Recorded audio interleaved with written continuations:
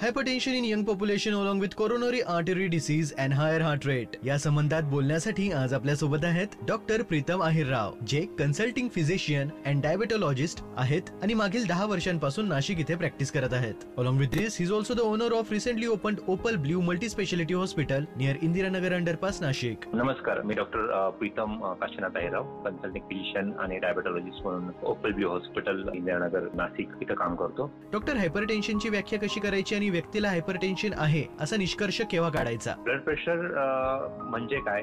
जेव्हा पेशंटचं वय 18 वर्षाच्या पुढे आहे आणि सिस्टोलिक ब्लड प्रेशर ज्याला आपण वरचा बीपी म्हणतो तो 140 किंवा 140च्या पुढे असेल आणि खालचा डायस्टोलिक ब्लड प्रेशर हा 90 किंवा 90 पेक्षा पुढे असेल, तेव्हा पेशंटला ब्लड प्रेशर झालं असं म्हणत असतो. आणि त्या पेशंटला नक्की ब्लड प्रेशरचा त्रास आहे का हे कसं कळतं आपल्याला?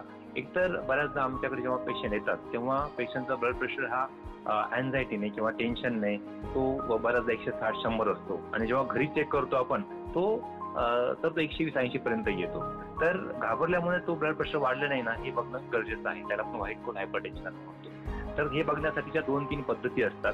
एक तर त्याला ABPM असं म्हणतो, ॲम्ब्युलरी बीपी मॉनिटरिंग असं म्हणतो. त्याच्यात आपण पेशंटला एक मशीन देतो जे 24 तासात एक अर्धा तासाला कंटिन्यू ब्लड प्रेशर रेकॉर्डिंग करत असतं आणि त्याचा डाटा आपल्याला दुसऱ्या दिवशी मिळत असतो. आणि दुसरी पद्धत आहे, आपण पेशंटला ब्लड प्रेशरचं मशीन घ्यायला सांगतो. सकाळी उठल्यानंतर 3 रिडिंग, दुपारी 3 रिडिंग आणि संध्याकाळी 3 रिडिंग असे आपण 9 रिडिंग घ्यायला सांगतो.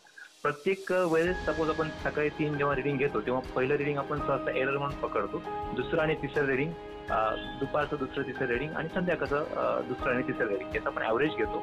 आणि ते जर ॲव्हरेज 140-90च्या पुढे असेल तर पेशंटला ब्लड प्रेशर झालं असं आपण समजतो. Thank you doctor. डॉक्टर, उच्च रक्तदाब पूर्णपणे बरा होऊ शकतो का? आता त्याच्यात 2 गोष्टी आहेत. जर पेशंटला खरंच ब्लड प्रेशर असेल तर पेशंटला लाईफ टाईम औषधं घेणं गरजेचं आहे. बऱ्याचदा क्युअर म्हणता येणार नाही पण इट कॅन बी कंट्रोल्ड.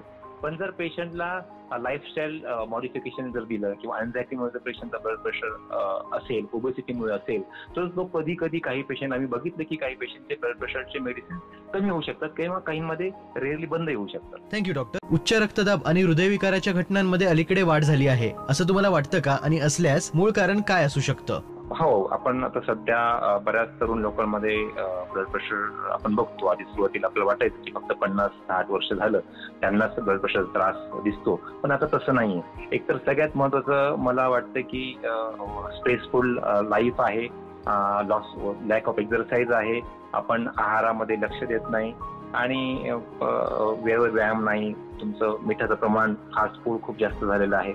आणि ज्या काही 4-5 ज्या गोष्टी आहेत त्याच्यामध्ये सगळ्यात मला वाटतं की शांत झोप फार महत्वाची आहे. बऱ्याच पेशंटना स्लीप अपनियाचा त्रास असतो, ऑब्स्ट्रक्टिव्ह स्लीप अपनियाचा त्रास असतो. ओबेस जे पेशंट असतात त्यांना झोपल्यानंतर घोळण्याचं खूप प्रमाण असतं, त्याच्यात ऑक्सिजनची लेवल कमी होते आणि पेशंटला शांत झोप लागत नाही. आणि शांत झोप लागल्यामुळे पेशंटचा मेंदूला एक आराम मिळत नाही, शरीराला आराम मिळत नाही. अशा पेशंटचा बऱ्याचदा सकाळी ब्लड प्रेशर जास्त असतो. दुसरं आहे तुमचं स्ट्रेस मॅनेजमेंट, तणावमुक्त आयुष्य जे आहे हे सुद्धा फार महत्वाचं आहे. सध्याच्या गडबडीत एक हरीवरी करी म्हणतो आपण, हे जे कारण वाढलेले आहेत त्याच्यामुळे ब्लड प्रेशर नक्कीच वाढलेलं आहे.